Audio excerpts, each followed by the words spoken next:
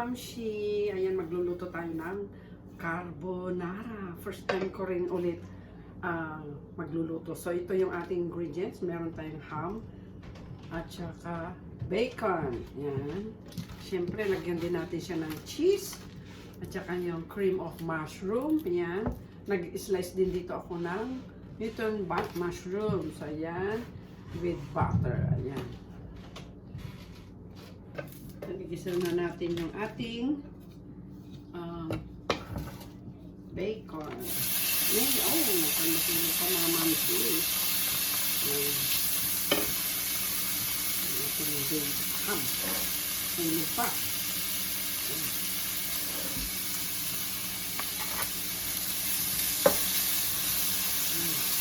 Ko na yung malilit naman yung ating mga mamsi. Ayan.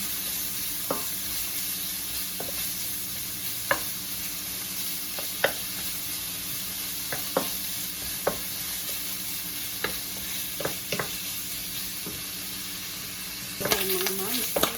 Ay!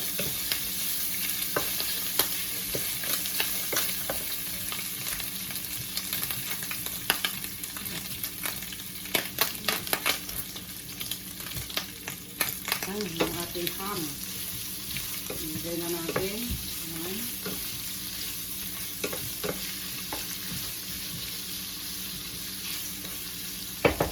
Siyempre, meron tayo dito cream of mushroom. Yan. At saka naglagay din ako ng sliced mushroom dito. At syempre, lagyan din natin siya ng cheese. Yan.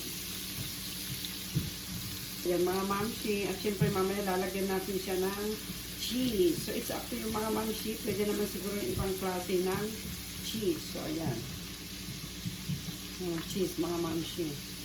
Ini-slice ko lang siya ng maliliit dahil matutunaw din naman pag ating ihalo. Ayan.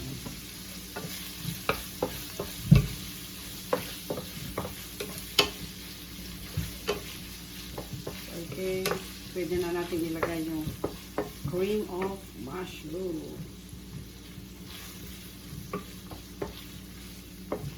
So, ayan mga mamsi.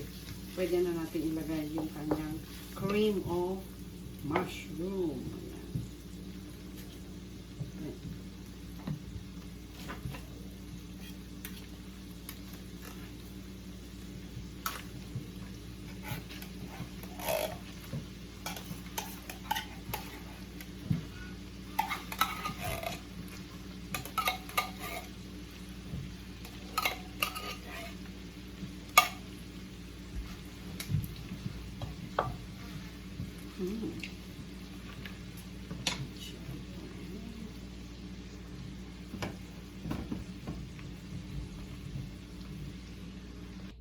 Lagyan natin siya ng tubig para lutuin natin.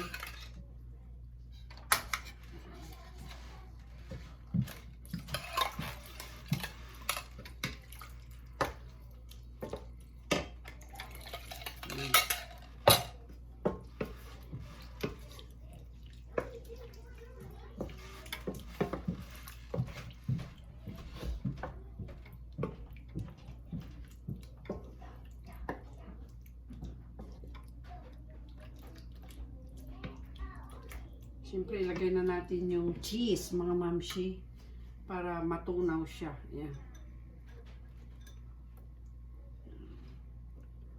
Ilagay na natin para mas masarap. Yan siya. Ilagay na natin mga mamsi. Yan. Ouch! Nako! Mga mamsi, yan, nilagyan din natin, kaya nilagyan natin ng butter. Kasi ang mga Pinoy mahilig sa saucy, hindi sila mahilig sa tipid na ingredients. Yan.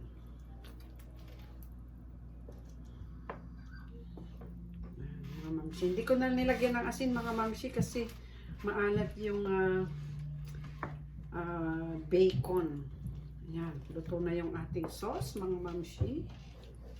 Yan o. Gusto ko sana ilagay lahat ng mushroom.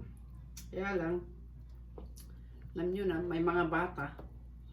Kasi may mushroom na yung ano, sauce. Ayan.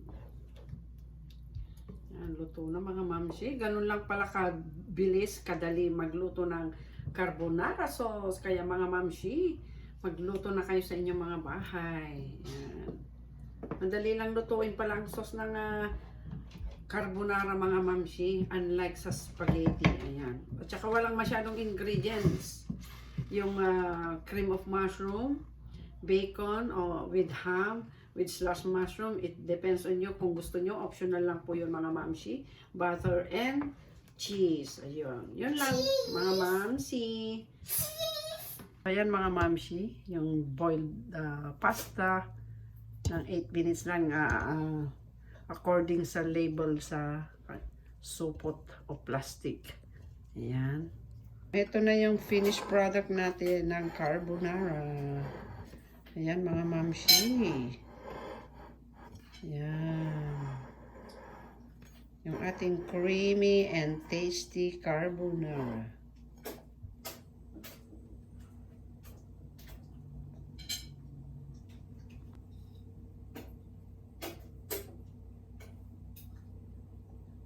Ayan.